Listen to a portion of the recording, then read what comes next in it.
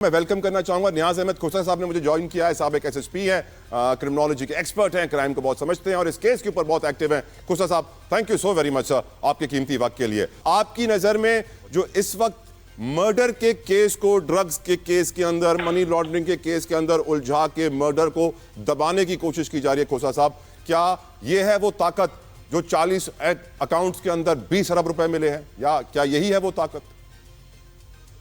नहीं, मैं इस चीज को ऐसे नहीं समझता जिस एंगल से आप देख रहे हैं ना। तो मेरा ये अपना जाती ख्याल है या मेरा एक्सपीरियंस ये है ना, ये जिसने जो जुर्म किए हैं उनको उस जुर्म में इसको इंटरोगेट होना चाहिए, उसकी एविडेंस सामने आनी चाहिए, उसको सजा होनी चाहिए। क्योंकि मर्डर केस जो है ना, मर्डर केस जो शुरू में इन्वेस्टिगेट हुआ है, वो उसका तो मुकाला कर दिया गया, उसमें एविडेंस कोई है नहीं। और जिस तरह से अपना पुलिस ने उसको टैकल किया है, हैंडल किया है, वो बिल्कुल ही जैसे अलर्ट नए लोग नहीं होते, अलर्ट आदमी होते हैं, इस तरह अलर्टपन से उन्होंने केस का बिल्कुल बेड़ा कर दिया है। और उस जो मेरा अपना जो मैं सब देख रहा हूँ या जो एविडेंस सामने आ रही है, क्योंकि अभी तक फाइनल चालान नहीं आया कोर्ट में। मैंने कल भी पता किया था कोर्ट से क्या है कि इसका फाइनल चालान आया नहीं आया, लेकिन कल तक नहीं आया था।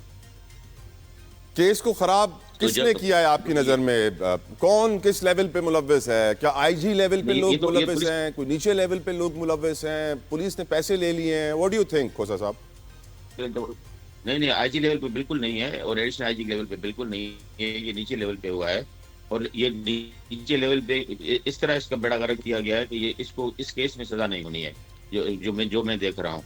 अब वो बलूचिस्तान वाला केस है, उस केस को ना मीडिया ने फोकस किया है, ना जो कंप्लेनेंट पार्टी है जो मुस्तफा आमिर की वालदा है, उसने भी फोकस नहीं किया। आपकी नजर में मुस्तफा आमिर की वालदा वजिया आमिर साहबा हमारे साथ मौजूद हैं, क्या करना चाहिए उनको फोकस करने के लिए? नहीं, उनको बलूचिस्तान पुलिस को अप्रोच करना चाहिए, आईजी बलूचिस्तान से अप्रोच करना चाहिए। उस केस में अरकमान का रिमांड हो, उस केस में एविडेंस भी है, उस केस में गाड़ी वहां जलाई गई है, उस बच्चे की जो है उसको उसकी लाश वहां जलाई गई है। तो वो केस जो है वो ज्यादा मजबूत है ये कराची वाले केस से। उस केस में इसको सजा हो सकती है 100%, अगर कोई केस को अच्छी तरह से फॉलो करके इसको चालान कराया जाए। ये तो नंबर 1 हुआ। नंबर 2, ये जो FIA का केस है, FIA केस में भी ये सजा खा जाएगा, क्योंकि उसमें एविडेंस ये आ गई है, इसके अकाउंट में, बेनामी अकाउंट में 17 अरब रुपए आए हैं, इसने मनी लॉन्ड्रिंग की है, इसने जो है क्रिप्टो करेंसी का कारोबार किया है, इसने कॉल सेंटर से जो फार्जरी करके लोगों से इतने पैसे मंगाए हैं। वो मैंने एक अपने कॉलम में भी लिखा था कि इसकी जो 40 बैंक अकाउंट है उसमें 17 अरब 33 करोड़ रुपया आया है 2 सालों में। अब ये सारा क्रेडिट जाता है FIA की तरफ। ये FIA ने इतनी मेहनत की है, मेहनत करके ये सारी चीजें अनर्थ की हैं, और उस केस में इसका रिमांड भी हुआ है, उस केस में ये चालान भी हो जाएगा। उसमें डॉक्यूमेंटल और टेक्निकल एविडेंस है, तो उसकी बुनियाद पर ये बंदा अगर इस केस को अच्छी तरह से फॉलो किया जाए ना, उस केस में सजा खा जाएगा। तो मेरे ख्याल में 2 केसेस हैं, एक बलूचिस्तान वाला, दूसरा FIA वाला। अगर इनके पीछे बढ़ा जाए तो हमारा मकसद यही है कि ये बाहर आने के लिए इसको सजा आए, इसको जिसने जो किया है वो भुगते। आपको लगता है फिलहाल इसको कुछ ना सजाए मौत होगी ना उम्र कैद होगी? नहीं, मुस्तफा आमिर के वाले केस में इसको जो है ना, वो यहाँ से हो सकता है क्योंकि मीडिया का प्रेशर है, लोगों का प्रेशर है, ATC कोर्ट से उसको हो सकता है उम्र कैद की सजा हो जाए, लेकिन हाई कोर्ट में जाके या सुप्रीम कोर्ट में जाके वो सजा इसकी खत्म हो जाएगी। क्योंकि जो इन्होंने गवाह रखे हैं पुलिस ने नाअहली करके, वो गवाह कल रिजाइल हो जाएंगे सारे गवाह, क्योंकि वो जो चौकीदार थे, जिन लोगों ने मुस्तफा आमिर की लाश को गाड़ी में डाला है, वो हकीकत यही हुआ है कि उन लोगों ने हेल्प की है, उन लोगों ने मुस्तफा आमिर की लाश को गाड़ी में डाला है, उन्होंने कारपेट धोया है, वो मौके के जो है उन्होंने सारा कुछ किया है। अब उनको इन्होंने विटनेस बना दिया है, विटनेस बना के भेज दिया है, वो लोग चले गए अपने गाँव। वो मेरे ख्याल में वापस नहीं आएंगे, लेकिन जब भी अगर वापस आए तो वो एक आएंगे कि पुलिस ने मुस्तफा आमिर कत्ल केस से जुड़े आम इंकशाफात पे हम गुफ्तगू कर रहे हैं। मेरे साथ बड़ा अहम पैनल मौजूद है। सरदार अख्तर हसन गोरचानी साहब, आप माशाल्लाह से साबिक IG भी रहे हैं, आप DG भी रहे हैं, IB जैसे इन्वेस्टिगेटिव इदारों के। सर, इमरान खान के दौर में गोरचानी साहब रक्शे वाले के अकाउंट के अंदर भी कुछ करोड़ रुपए आते थे तो पकड़े जा रहे थे, लेकिन अब हम देख रहे हैं कि 17 अरब रुपए एक बच्चे के अकाउंट में चल रहे हैं, इतने पैसे उनके अकाउंट में गिर रहे हैं, लेकिन इदारे हरकत में नहीं आ रहे हैं। इसकी क्या वजह है? क्या आजकल हम लोगों ने लीगल कर लिया है ये पैसे यहाँ वहाँ हेर फेरी करना? सर नहीं, जैसे न्याज खोसू साहब कह रहे हैं, एफआई ने काफ़ी मेहनत की है इस केस में, तो सुस्ती मैं समझता हूँ ज़रूर है, थोड़ा इनको एक्टिवेट करने की ज़रूरत है। लेकिन मेरा ख्याल है जिस तरीके से केस बनाया गया है या अनर्थ किया गया, तो वो तो अच्छी कोशिश थी। और मैं यहाँ पे बल्कि न्याज की बात को आगे बढ़ाना चाहूँगा। वजीहा साहब यहाँ मौजूद हैं जी सर, तो मैं भी उन्हें सजेस्ट करूंगा, जैसे वो कह रहे हैं, मुअज़्ज़म जा अंसारी आईजी बलूचिस्तान जी बहुत इंसानियत का दर्द रखने वाले अफसर हैं। वो उनको मैं तब से जानता हूं जब वो हमारे पास यहाँ मुल्तान में एएसपी अंडर ट्रेनिंग थे। बहुत अच्छे अफसर हैं, और जिस तरह एक इंसान का एक दर्दमंद दिल होता है, तो आई एम श्योर वजीहा साहबा उनसे मैं चाहूँगा कांटेक्ट में रहें, बिल्कुल, और जरूर इसको टेकअप करेंगे। तो उस केस में भी साथ साथ इनको अच्छा पॉइंट न्याज ने रेज किया है कि बिल्कुल सर, अगर आपकी हेल्प चाहिए होगी तो मैं आपको कनेक्ट भी करवाऊंगा। गुरचानी साहब, I take your help to take help from Ansari साहब आल्सो। फराज साहब, आपकी तरफ आना चाहूंगा। Faraz, motive of the murder यकीनन हर कोई जानना चाहता है, लेकिन फराज इस केस में क्योंकि वायरल इतना हो गया, हर कोई इसको डिस्कस कर रहा था, तो बहुत सारी मिस इन्फॉर्मेशन और डिस इन्फॉर्मेशन भी चलाई जा रही है, और एक मनशियात के केस के ऊपर ज्यादा जोर दिया जा रहा है। मनशियात कोकेन का कार्टेल भी निकल आया, वीड का कार्टेल भी निकल आया, और फिर आपको मालूम है मनशियात फरोशी वैसे ही हमारी सोसाइटी में जारी है, वो तो बंद होने वाली है नहीं।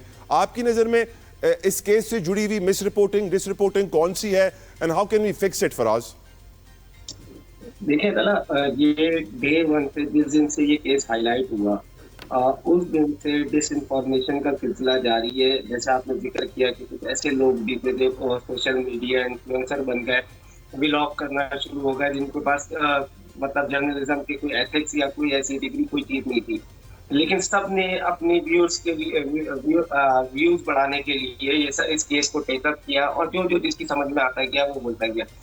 डे 1 से जिस दिन से मैं मुस्तफा की वालदा के साथ भी रास्ते में हूँ, और जो ABCC के अफसरान हैं, मुक़द्दस हैदर हैं, अनिल हैदर हैं, इन लोगों के साथ, आयु के साथ, सबके साथ रास्ते में, और जो सबसे ज्यादा मैंने उनको देखा परेशान उन दिनों में, खास तौर पे जो इनिशियल डेज थे, वो इसीलिए परेशान देखा उनको, कि वो इसीलिए हमेशा परेशान रहते थे कि इस केस में डिसइंफॉर्मेशन का जो सिलसिला है वो कई ज्यादा बढ़ता चला जा रहा है।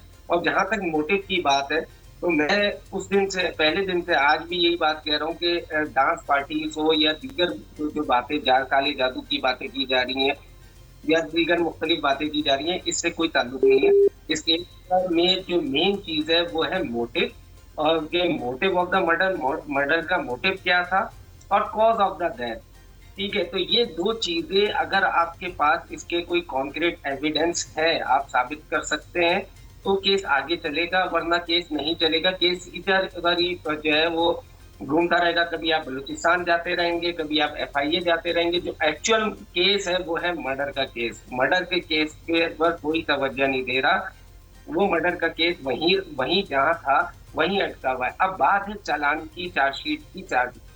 अब देखना ये है कि चार्जशीट में पुलिस क्या लिखती है, क्या कहती है कि मोटिव जो था, वो जो मर्डर का मोटिव था वो क्या था, और कॉज ऑफ द डेथ क्या थी, कैसे मर्डर हुआ और क्यों हुआ। तो ये सबसे ज्यादा इम्पोर्टेंट होता है किसी भी मर्डर केस के लिए। तो पुलिस को सबसे ज्यादा पहले जो है, सबके लिए जो चैलेंजिंग सिचुएशन है पुलिस के लिए, वो ये है कि इन दो पहलुओं पर, दो एंगल्स के ऊपर उनको काम करना है और मजबूती के साथ काम करना है। और इस चीज को जब वो चार्जशीट में आया, वो कुछ भी कहते हैं इस हवाले से, तो लेकिन उनको साबित करना पड़ेगा, क्योंकि अदालत में मीडिया वाला सिलसिला नहीं होता कि कह के और आगे बढ़ गए। हर चीज को साबित करना पड़ता है। बिल्कुल, हर चीज को साबित करना पड़ता है आईन और कानून के मुताबिक। खोसा साहब, अब आप आखिर में योर क्लोजिंग रिमार्क्स ही मुझे चाहिए। आई थिंक उनकी लाइन डिस्टर्ब हो गई है, लेकिन यकीनन जो बात अभी फराज ने की बहुत इंपॉर्टेंस रखती है, एविडेंस साबित करना, प्रोसिक्यूशन। गुरचानी साहब मेरे साथ हैं, आई एम श्योर। गुरचानी साहब, ये जो साबित करने वाला अमल होता है, हम लोग मिन हैसल सहाफ़ी ये बात काफ़ी वक्त से कर रहे हैं कि हमारी अदालतों में बड़े बड़े क्रिमिनल्स छूट जाते हैं क्योंकि हम कुछ साबित नहीं कर पाते हैं। क्या करना चाहिए सर उसके लिए? सर मैं तो एक ऐसी आउट ऑफ द बॉक्स एक मेरे जहन में हमेशा से एक तजवीज़ आई है रहती है और मैं बड़ी जगह इसको फ्लोट भी कर चुका हूँ। 30 सेकंड सर। देखिए, हम सिस्टम ऑफ क्रिमिनल जस्टिस में इंसाफ करना होता है जज ने। पुलिस का काम एक थोड़ी बहुत जो अपनी मेहनत करके वो चीज़ें जमा करके उनके सामने रखते हैं। तो मैं इस बात पे हैरान होता हूँ कि कोर्ट्स ने अपने आप को एक कमरे में क्यों बंद कर लिया, अपने आप को क्यों महदूद कर लिया है कि एक तफ्तीशी अफसर, चाहे वो छोटा सा अफसर हो, सब इंस्पेक्टर हो, ASI हो, इंस्पेक्टर हो, वो कल को बिक जाए, वो कल को केस खराब कर दे, वो कल को कुछ और कर दे, तो वो इतने बेबस क्यों हो जाते हैं कि वो एक नाक़िस तफ्तीश का सहारा लेके वो अपने आप को बेबस महसूस करते हैं। कोर्ट्स एक्टिव रोल क्यों नहीं प्ले करती, कमरे से बाहर क्यों नहीं thank you, I am out of time. Thank you Gorchani sahab, thank you Faraz Ahmad sahab, thank you Niaz Ahmad Khosa sahab. का फीडबैक सोशल मीडिया पे जरूर दीजिएगा। I will see you on Monday. Until then, Allah Hafiz.